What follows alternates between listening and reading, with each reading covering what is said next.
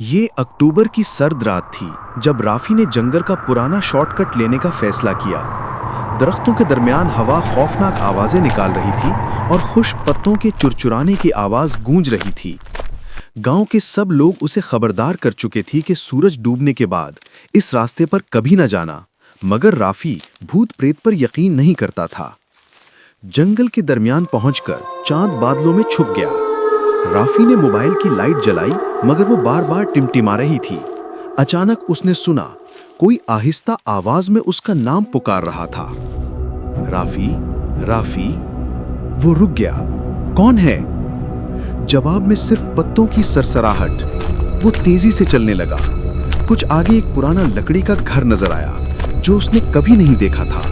खिड़कियां टूटी हुई, दरवाजा आधा लटका हुआ। तजस्सुस के मारे वो अंदर चला गया। अंदर बदबू फैली हुई थी। दीवारों पर जाले, फर्श चुचुरा रहा था। अचानक एक फ्रेम गिरा। उसमें एक पुरानी तस्वीर थी, एक फैमिली की, मगर कोने में खड़ा एक शख्स बिल्कुल राफी जैसा लग रहा था। उसके हाथ कांपने लगे।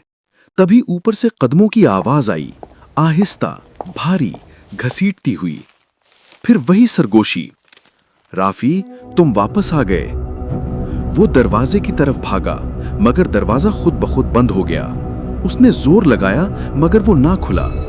इतने में किसी ठंडी चीज ने उसके कंधे को छुआ। वो मुड़ा। कोई नहीं था, सिर्फ एक साया जो दीवार पर हरकत कर रहा था। साया लंबा होता गया, इंसान जैसी शक्ल इख्तियार कर गया। उसने आहिस्ता से हाथ उठाया, ऊपर की तरफ इशारा किया। राफी की लाइट बुझ गई। अब सिर्फ अंधेरा था और सांस लेने की आवाज जो उसकी अपनी नहीं थी। अचानक दरवाजा खुद ब खुद खुल गया। राफी बाहर भागा और सीधा गांव पहुंचा। जब मुड़कर देखा तो जंगल बिल्कुल खामोश था, जैसे कुछ हुआ ही ना हो। अगली सुबह गांव वालों को राफी का फोन मिला।